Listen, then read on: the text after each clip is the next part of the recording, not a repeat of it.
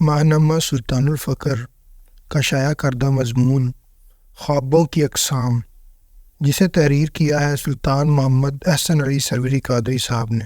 سونا آرام و سکون کا اظہار ہے۔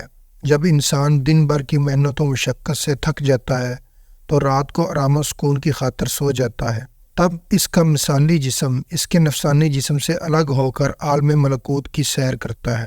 عالم ملکوت کو عالم مثال بھی کہتے ہیں، جہاں یہ جسمانی وجود نہیں بلکہ مثالی وجود ہوتے ہیں۔ اگر کوئی اللہ تعالیٰ کا مقرب بندہ ہو تو اس کی رسائی عالم ملکوت سے آگے عالم جبروت اور لاہوت تک ہوتی ہے۔ اسی بنا پر عوام اور خواص کے خواب بھی مختلف ہوتے ہیں۔ خوابوں کی مختلف اقسام ہیں، جن میں سے ایک قسم نفس کا خیال ہے۔ انسان کا دماغ دن بھر مختلف سوچوں اور خیالات میں مشغول رہتا ہے۔ یہ سوچیں اور خیالات اس کی خواہشات، طلب، نصب العین اور حالات زندگی کے متعلق ہو سکتی ہیں۔ ان سوچوں کے لیے انسان کو توجہ نہیں کرنی پڑتی، کیونکہ یہ سب تفکرات شعور کے ساتھ ساتھ لا شعور میں بھی محفوظ ہوتے ہیں۔ بالفرض اگر ایک انسان کی آرزو موبائل فون خریدنا ہے تو وہ ہر وقت یہی سوچتا رہے گا کہ موبائل فون کون سے ماڈل کا خریدنا ہے، کتنی رقم سے خریدنا ہے اور رقم کا انتظام کیسے کرنا ہے، وغیرہ وغیرہ۔ حتیٰ کہ اکثر سوچیں شعور پر اس قدر حاوی ہوتی ہیں کہ انسان کو سوتے میں خواب بھی انہی چیزوں کے متعلق آتے ہیں جن کے متعلق بیداری میں سوچتا رہا تھا۔ مختصراً یہ کہ انسان دن بھر جن امور میں مشغول و مصروف رہتا ہے یا جن چیزوں کے متعلق زیادہ سوچتا ہے یا جو اس کے دل و دماغ پر چھائی رہتی ہیں، وہی رات کو اس کے خواب میں متشکل ہو کر اس کے سامنے آ جاتی ہیں۔ یہ بے معنی خواب ہیں۔ خواب کی دوسری قسم ڈراؤنے خواب ہیں، جو کہ شیطانی اثرات کے زیر اثر نظر آتے ہیں۔ شیطان چونکہ بنی آدم کا ازل سے دشمن ہے اور اس نے ازل سے ہی اس کو گمراہ کرنے اور پریشان کرنے کی قسم کھائی ہے، اس لیے وہ خواب اور نیند میں بھی انسان کو سکون کا سانس نہیں لینے دیتا اور اس کو ڈرانے کے لیے طرح طرح کے حربے استعمال کرتا ہے۔ حضرت سخی سلطان باہو رحمۃ اللہ علیہ فرماتے ہیں، جان لو کہ جب شیطان دیکھتا ہے کہ کوئی اطاعت و بندگی یا ذکر معرفت کے ذریعے حق تعالیٰ کے نزدیک پہنچنے والا ہے تو اسے خواب میں آواز دیتا ہے کہ اے فلاں، کعبہ کی طرف جاؤ اور حاجی بن کر طواف حرم کرو اور مدینہ میں روضہ مبارک کی زیارت کرو۔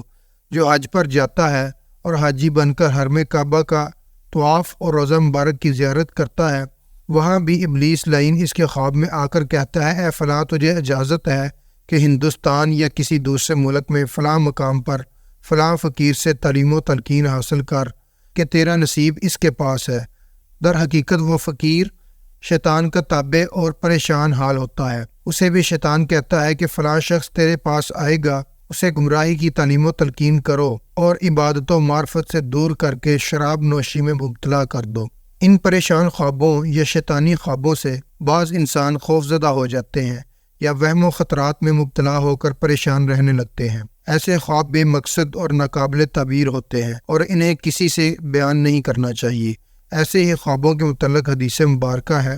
عبداللہ بن ابی قتادہ رضی اللہ عنہ بیان کرتے ہیں کہ ان کے والد نے بیان کیا کہ رسول اللہ صلی اللہ علیہ وآلہ وسلم نے فرمایا، اچھا خواب اللہ تعالیٰ کی طرف سے ہے اور برا خواب شیطان کی طرف سے ہے، اس لیے اگر کوئی برا اور ڈراؤنا خواب دیکھے تو بائیں طرف تھوک دے اور شیطان کے شر سے اللہ کی پناہ مانگے۔ اس عمل سے شیطان اسے کوئی نقصان نہ پہنچا سکے گا۔ صحیح بخاری 3292۔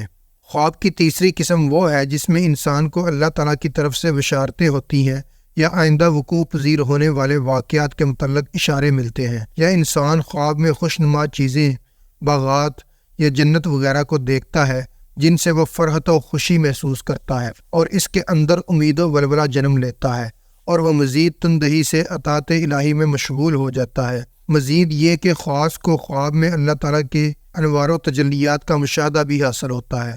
بعض کو انبیاء اولیاء کی زیارت بھی ہوتی ہے۔ ایسے ہی خواب قابل تعبیر اور فائدہ مند ہوتے ہیں۔ عوام کے خواب بے مقصد اور اس کی نفسانیت کی بنا پر ہوتے ہیں، جبکہ خاص کے خواب ان کے باطنی مرتبہ اور بصیرت کی بنا پر ہوتے ہیں۔ سیدنا غوث اعظم حضرت شیخ عبد القادر جیلانی رضی اللہ عنہ نیند یا اونگ میں آنے والے قابل تعبیر اور سچے خوابوں کے بارے میں اپنی تصنیف سر الاسرار میں فرماتے ہیں، نیند اور اونگ میں جو قابل تعبیر واقعات پیش آتے ہیں وہ سچے اور نفع بخش ہوتے ہیں۔ جیسا کہ اللہ تبارک و تعالیٰ نے فرمایا لقد صدق اللہ رسولہ الرؤیا بالحق لتدخلن المسجد الحرام انشاء اللہ آمنین۔ سورۃ الفتح آیت نمبر 27۔ ترجمہ: بے شک اللہ نے اپنے رسول صلی اللہ علیہ وآلہ وسلم کا خواب سچ کر دکھایا، انشاءاللہ آپ صلی اللہ علیہ وآلہ وسلم مسجد الحرام میں امان کے ساتھ داخل ہوں گے۔ جیسا کہ اللہ تبارک و تعالیٰ نے حضرت یوسف علیہ السلام کی زبان سے یہ فرمایا انی رأیت احد عشر کوکبا، سورۃ یوسف آیت نمبر 4۔ ترجمہ: بے شک میں نے 11 ستاروں کو دیکھا، جیسا کہ حضور علیہ الصلوۃ والسلام نے فرمایا لم یبق من بعد نبوۃ الا المبشرات یراها المؤمنون او تری لہ۔ ترجمہ: میرے بعد نبوت میں صرف مبشرات ہی باقی ہیں، جو مومن دیکھتا ہے یا کوئی اس کے لیے دیکھتا ہے۔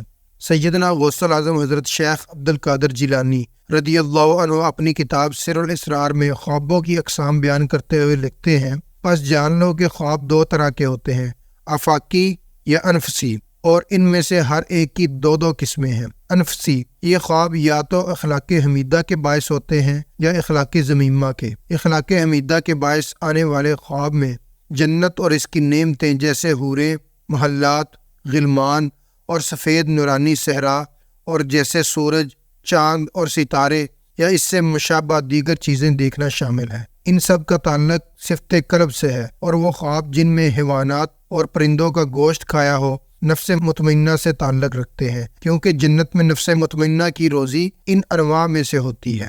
اور جو خواب اخلاق ذمیمہ کے باعث دکھائی دیتے ہیں وہ امارہ، لوامہ اور ملہمہ کی صفات کے باعث ہیں۔ پس درندے جیسے چیتا، شیر، بھیڑیا، ریچھ، کتا اور خنزیر یا ان جیسے دوسرے جانور مثلا خرگوش، لومڑی، بلی، تیندوا یا جیسے سانپ، بچھو اور بھیڑ یا دوسرے موذی جانور خواب میں دکھائی دیں تو یہ صفات ذمیمہ ہیں جن سے بچنا واجب ہے اور انہیں روح کے راستے سے ہٹانا ضروری ہے۔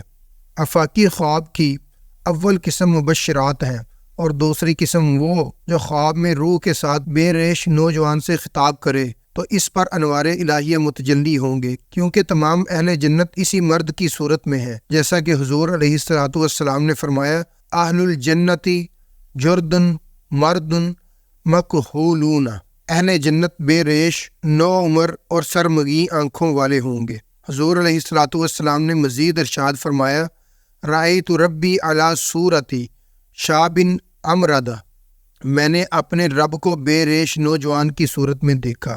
جس طرح طالبوں کی 3 اقسام ہیں، یعنی طالبان دنیا، طالبان عقبہ اور طالبان مولا، اسی طرح ان کی طلب کے موافق ان کے خواب بھی مختلف ہوتے ہیں، جیسا کہ حضرت سخی سلطان باہو رحمۃ اللہ علیہ نے فرمایا طالب دنیا، طالب عقبہ اور طالب مولا کے خواب مختلف ہوتے ہیں۔ اگر کوئی خواب میں حیوانات اور سانپ و بچھو کی مثل ہوش و طیور دیکھے تو اس کی تعبیر یہ ہے کہ اس کا دل حب دنیا کی قدورت کے باعث سیاہ ہو چکا ہے۔ جو باغ و بستان، بلند چھت والے محل، حور و قصور اور پھلدار درخت دیکھے تو معلوم ہوا کہ اس کے دل میں طلب عقبہ ہے۔ جو خواب میں ذکر اللہ کرے یا کعبۃ اللہ اور حرم مدینہ میں نماز پڑھے، آفتاب و ماہتاب، دریا و بادل، مجلس انبیاء و اولیاء اور ذوق و شوق سے تجلیات نور الہی دیکھے تو اس کی تعبیر یہ ہے کہ وہ طالب مولا ہے۔ نفسانی اور دنیا داروں کے خواب خوفناک اور ڈراؤنے ہوتے ہیں، جبکہ طالبان عقبہ اور طالبان مولا کے خواب خوشنما ہوتے ہیں۔ اللہ کے نیک بندے بالخصوص اولیاء کرام کے خواب اللہ کے قرب کی بدولت مختلف اشاروں اور بشارتوں پر مبنی ہوتے ہیں۔ اکثر اولیاء کو خواب میں اللہ کا دیدار بھی نصیب ہوا۔ امام ابو حنیفہ رحمۃ اللہ علیہ اور امام احمد بن حنبل رحمۃ اللہ علیہ سے منقول ہے کہ انہوں نے خواب میں اللہ تعالیٰ کو دیکھا ہے، بلکہ امام ابو حنیفہ رحمۃ اللہ علیہ فرماتے ہیں انہوں نے 100 مرتبہ خواب میں اللہ کا دیدار کیا۔ مقربین جب سوتے ہیں تو وہ مشاہدہ حق تعالیٰ میں غرق ہو جاتے ہیں۔ اسی بنا پر حضور علیہ الصلوۃ والسلام نے ارشاد فرمایا ینام عینی ولا ینام قلبی، میری آنکھیں سوتی ہیں اور میرا دل نہیں سوتا۔ سلطان العارفین حضرت سخی سلطان باہو رحمۃ اللہ علیہ پنجابی ابیات میں فرماتے ہیں ہک جاگن ہک جاگ نہ جانن، ہک جاگدیاں ہی ستے ہو، ہک ستیاں جا واصل ہوئے، ہک جاگدیاں ہی مٹھے ہو۔ مفہوم: ایک تو وہ طالبان مولا ہیں جن کے دل اس میں اللہ ذات سے بیدار اور زندہ ہیں۔ انہوں نے نہ صرف دل کو اس میں اللہ ذات کے نور سے منور کر رکھا ہے، بلکہ دل کی زمین کو مرشد کی محبت، عشق اور دیدار الہی سے بھی آباد کر رکھا ہے۔ اگر یہ عارف ظاہر میں سوئے ہوئے بھی ہوں مگر باطن میں بیدار ہوتے ہیں۔ دوسری طرف وہ طالبان خام ہیں جو حقیقت اس میں اللہ ذات سے بے خبر ہیں اور ظاہری اشغال کے ذریعے معرفت الہی میں سرگردان ہیں۔ ظاہر میں یہ بیدار بھی ہوں تو ایسے بد نصیب ہیں جو حقیقت سے بے بہرہ ہیں۔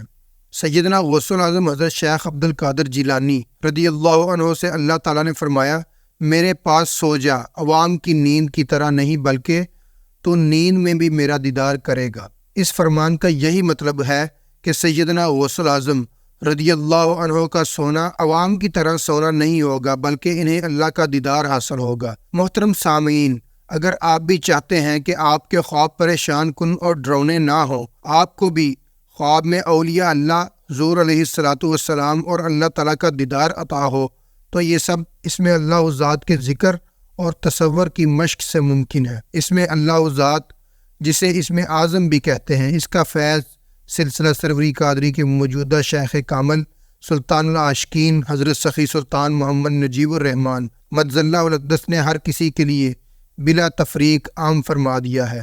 اس میں اللہ ذات کے حصول کے لیے خانقاہ سلطان العاشقین، براستہ رنگیل پور، سندر اڈا، ملتان روڈ، لاہور تشریف لائیں۔ استفادہ کتب سر الاسرار، رسالۃ الغوثیہ، محق الفقر کلام۔